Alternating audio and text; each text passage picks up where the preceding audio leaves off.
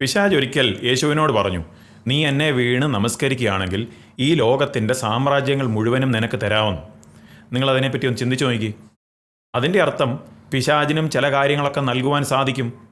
അധികാരം, ശക്തി, വിജയം, സ്വാധീനം, അങ്ങനെ പല കാര്യങ്ങൾ പിശാചിനും തരാം. അപ്പോൾ നമ്മുടെ യഥാർത്ഥ ചോദ്യം, ദൈവത്തിനും പിശാചിനും നമ്മെ അനുഗ്രഹിക്കുവാൻ സാധിക്കുമെങ്കിൽ why follow God at all? എന്തുകൊണ്ടാണ് ദൈവത്തെ പിൻപറ്റണം എന്ന് പറയുന്നത്?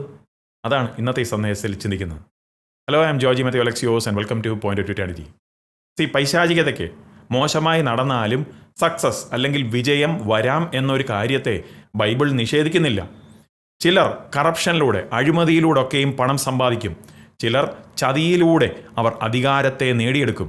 മറ്റു ചിലർ അവരുടെ അഹങ്കാരത്തിലൂടെ പ്രതാപമൊക്കെയും നേടിയെടുക്കും. അനുഗ്രഹങ്ങൾ എന്ന് പറഞ്ഞാൽ ബൈബിൾ വിശ്വസിക്കുന്ന, ദൈവത്തെ പിൻപറ്റുന്ന ദൈവമക്കൾ അല്ലെങ്കിൽ വിശ്വാസികളെന്ന് പറയുന്നവരിൽ മാത്രം ഒതുങ്ങി നിൽക്കുന്ന ഒരു കാര്യമല്ല. യേശു തന്നെ പറഞ്ഞു, മത്തായി 5:45, അവൻ ദുഷ്ടന്മാരുടെ മേലും നല്ലവരുടെ മേലും തൻ്റെ സൂര്യനെ ഉദിപ്പിക്കുകയും നീതിമാന്മാരുടെ മേലും നീതികെട്ടവരുടെ മേലും മഴ പെയ്യുകയും ചെയ്യുന്നുവല്ലോ. അതിൻ്റെ അർത്ഥം ദൈവത്തെ പിൻപറ്റാത്തവർക്കും ഈ ലോകത്തിൽ ചില നല്ല കാര്യങ്ങളൊക്കെ അനുഭവിക്കാം. ഇൻഫാക്ട് സങ്കീർത്തനക്കാരൻ ഈ വിഷയത്തെ ഓർത്താണ് മല്ലിട്ടത്. സങ്കീർത്തനം 73:3 പറയുന്നത്, ദുഷ്ടന്മാരുടെ സൗഖ്യം കണ്ടിട്ട് എനിക്ക് അഹങ്കാരികളോട് അസൂയ തോന്നി. സങ്കീർത്തനക്കാരൻ ചുറ്റുപാട് നോക്കിയപ്പോൾ അവൻ കണ്ടത് ദൈവത്തെ പിൻപറ്റാത്തവരും അനുഗ്രഹിക്കപ്പെടുന്നു, വർദ്ധിച്ചു വരുന്നു. ഇനി അവിടെ കൊണ്ടും തീർന്നില്ല. സങ്കീർത്തനം 73:12 പറയുന്നത്, ഇങ്ങനെയാകുന്നു ദുഷ്ടന്മാർ, അവർ നിത്യം സ്വസ്ഥത അനുഭവിച്ച് സമ്പത്ത് വർദ്ധിപ്പിക്കുന്നു. അപ്പോൾ അവർ തഴച്ചു വളരുകയായിരുന്നു, അവർ പെരുകയായിരുന്നു, അവർ വിജയകരമായി മുന്നോട്ട് നീങ്ങുക. അപ്പോൾ ഇതിൽ നിന്നാണ് മറ്റൊരു ചോദ്യം വരുന്നത്. ഇയ്യോബ് 21:7 ആ ചോദ്യമുണ്ട്, ദുഷ്ടന്മാർ ജീവിച്ചിരുന്ന് വാർദ്ധക്യം പ്രാപിക്കുകയും അവർക്ക് ബലം വർദ്ധിക്കുകയും ചെയ്യുന്നതെന്ത്? അപ്പോൾ ശരിയാ, അവിശ്വാസികൾക്കും അനുഗ്രഹം ലഭിക്കാം, ദൈവത്തെ അവഗണിക്കുന്നവർക്കും വിജയമൊക്കെ നേടിയെടുക്കാം. ഇൻഫാക്ട് ബൈബിൾ വെളിപ്പെടുത്തുന്ന സത്യദൈവത്തെ പിൻപറ്റാത്തവർ, അനുസരിക്കാത്തവർ, ദൈവിക കൽപ്പനകളെ പ്രമാണിക്കാത്തവർ ചിലപ്പോൾ അവർ സേവിക്കുന്നത് പിശാചിനെ ആയിരിക്കാം. എന്നിട്ട് പിശാച് അങ്ങനെയുള്ളവരെ അനുഗ്രഹിക്കുകയും ചെയ്യാം. പിശാച് യേശുവിന് ഈ ലോകത്തെയാണ് വാഗ്ദാനം ചെയ്തത്. യേശു പറഞ്ഞില്ല, പിശാചെ നിന്റെ ആ വാഗ്ദാനം ഫേക്കാണ്, അത് തെറ്റാണെന്ന് യേശു പറഞ്ഞില്ല. അതിന് പകരം യേശു ആ ഓഫറിനെ, ആ വാഗ്ദാനത്തെ നിരസിക്കുകയാണ് ചെയ്തത്. കാരണം അതിന് കൊടുക്കേണ്ടിയിരുന്ന വില വളരെ വലുതായിരുന്നു. അപ്പം നിങ്ങൾ ചോദിക്കും, എന്താണ് ആ വില? നമ്മൾ തിരിച്ചറിയണം, പിശാചിൻ്റെ അനുഗ്രഹങ്ങൾ എപ്പോഴും ഒരു വിലയോടുകൂടിയാണ് വരുന്നത്. പിശാച് യേശുവിനെ പരീക്ഷിച്ചപ്പോൾ ഈ പിശാച് പറഞ്ഞത്, നീ എന്നെ വീണ് നമസ്കരിക്കണം. പിശാചിന് നമ്മളെ അനുഗ്രഹിക്കുക എന്നൊരു കാര്യം മാത്രമല്ല അവൻ്റെ ആഗ്രഹം. പിശാചിന് നമ്മുടെ അലീജിയൻസ്, അവന് നമ്മളുടെ വിശ്വസ്തത വേണം, നിങ്ങളുടെ ആരാധന വേണം, നിങ്ങളുടെ ഹൃദയത്തെ വേണം. നിങ്ങളുടെ പണമോ, നിങ്ങൾ അവന് വേണ്ടി ഡയറക്റ്റായിട്ടോ ഇൻഡയറക്റ്റായിട്ടോ ചെലവഴിക്കുന്ന പണമോ എഫേർട്ടോ ഒന്നുമല്ല വേണ്ടത്. Satan wants your soul. പിശാചിന് നിങ്ങളുടെ ദേഹിയെയാണ് ആവശ്യം, നിങ്ങളുടെ ആത്മാവിനെ ആവശ്യമാണ്. ആൻഡ് ഇതുകൊണ്ടാണ് നമുക്ക് താൽക്കാലിക അനുഗ്രഹങ്ങളെക്കാട്ടിലും അപ്പുറത്ത് നമ്മൾ നോക്കണം. പിശാചിന് ഈ ലോക ജീവിതത്തിൽ എന്തെങ്കിലുമൊക്കെ നിങ്ങൾക്ക് തരാം, പക്ഷേ ദൈവത്തിന് മാത്രമേ ഈ ലോക ജീവിതത്തിൻ്റെയും അപ്പുറത്ത്, മരണാനന്തര ജീവിതത്തിൽ പോലും ദൈവത്തിന് മാത്രമേ ചില കാര്യം തരാൻ സാധിക്കുകയുള്ളൂ. ലൂക്കോസ് 16:19 മുതൽ 31 വരെയുള്ള വാക്യങ്ങളിൽ ഒരു സംഭവത്തെ യേശു വിവരിക്കുക, ഒരു യഥാർത്ഥ സംഭവം, ആ ധനികൻ്റെയും ലാസറസിൻ്റെയും ആ സംഭവം.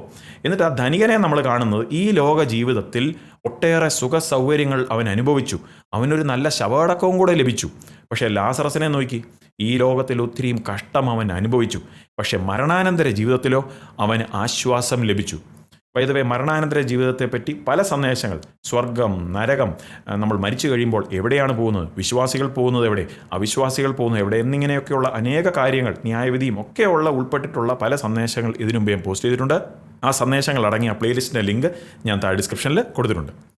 അപ്പോൾ പിശാച് ചില ഷോർട്ട് കട്ടുകളൊക്കെ വാഗ്ദാനം ചെയ്യും, പക്ഷേ ദൈവം ഓഫർ ചെയ്യുന്ന, വാഗ്ദാനം ചെയ്യുന്നതോ നിത്യതയിൽ നിലനിൽക്കുന്ന രൂപാന്തരം.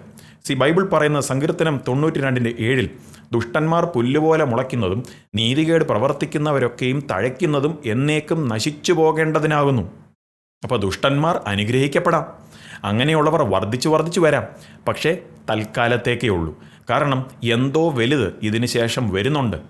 സദൃശവാക്യങ്ങൾ 11:4 തന്നെ പറയുന്നത്, ക്രോധ ദിവസത്തിൽ സമ്പത്ത് ഉപകരിക്കുന്നില്ല, നീതിയോ മരണത്തിൽ നിന്ന് വിടുവിക്കുന്നു.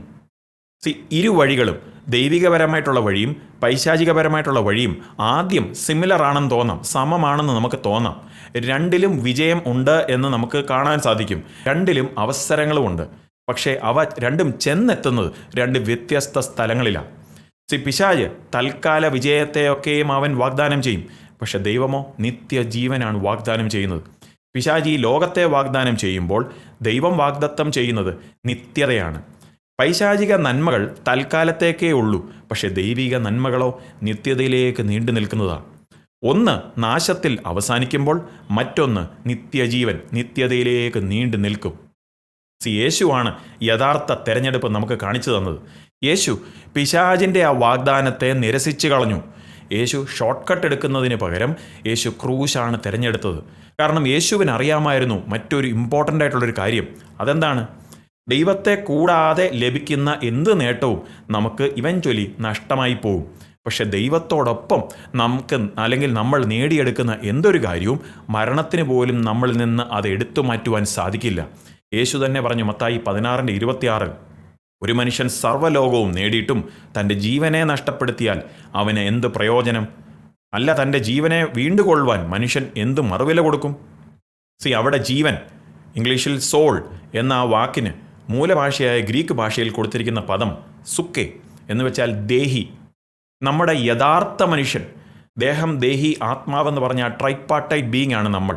അതിനകത്തെ യഥാർത്ഥ മനുഷ്യൻ, ആ സോൾ, ആ ദേഹിയുടെ ഘടകം, അതിനെ നോക്കിയാണ് യേശു പറഞ്ഞത്, ഈ ലോകത്തെ മുഴുവൻ നേടിയിട്ടും അവൻ്റെ ആ ദേഹിയെ നഷ്ടപ്പെടുത്തിയാൽ അവൻ എന്ത് ഗുണം? അപ്പോൾ യഥാർത്ഥ ചോദ്യം ഇവിടെ എന്നെ ആർക്കാണിപ്പോൾ അനുഗ്രഹിക്കാൻ പറ്റുന്നത് എന്നുള്ളതല്ല.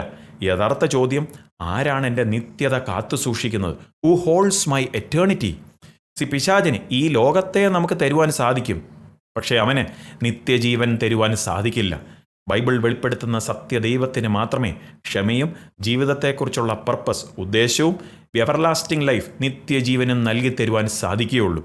അതുകൊണ്ട് ബുദ്ധിപരമായി തിരഞ്ഞെടുക്കണം. കാരണം temporary success is not worth eternal loss. താൽക്കാലിക വിജയം നിത്യനഷ്ടത്തിന് തുല്യമല്ല. ഈ ഒരു സന്ദേശം നിങ്ങൾക്കൊരു അനുഗ്രഹമായെന്ന് വിശ്വസിക്കുന്നു. ആയെങ്കിൽ ഈ ഒരു ചോദ്യവുമായിട്ട് റെസിൽ ചെയ്യുന്ന മറ്റുള്ളവർക്കും കൂടെ ഈ ഒരു സന്ദേശം നിങ്ങൾ ഷെയർ ചെയ്ത് കൊടുക്കുക. ആൻഡ് ഈ സന്ദേശങ്ങളുടെ എല്ലാം ഇംഗ്ലീഷും ഹിന്ദി വേർഷൻസും നമ്മുടെ ഇംഗ്ലീഷ് ആൻഡ് ഹിന്ദി ചാനൽസിലും ലഭ്യമാണ്. അവയുടെ ലിങ്കുകളൂടെ ഞാൻ താഴെ ഡിസ്ക്രിപ്ഷനിൽ കൊടുത്തേക്കാം. So take care and God bless. നിങ്ങൾക്ക് ഈ സന്ദേശം ഒരു അനുഗ്രഹമാകുന്നെങ്കിൽ ലൈക്ക് ചെയ്യാൻ മറക്കരുത്. നിങ്ങൾ സബ്സ്ക്രൈബ് ചെയ്തിട്ടില്ല എങ്കിൽ സബ്സ്ക്രൈബ് ചെയ്യാനും ചേർന്ന് കാണുന്ന ബെൽ ഐക്കണും പ്രസ് ചെയ്ത് സബ്സ്ക്രൈബ് ആവുമെങ്കിൽ നിങ്ങൾക്ക് ഇപ്രകാരമുള്ള അപ്ഡേറ്റുകളും ബൈബിൾ സ്റ്റഡി സെഷനുകളും എല്ലാം ഇതേ ചാനലിൽ എപ്പോഴൊക്കെ അപ്ലോഡ് ആകുമോ നിങ്ങൾക്കത് നോട്ടിഫിക്കേഷനായി ലഭിക്കുന്നതായിരിക്കും.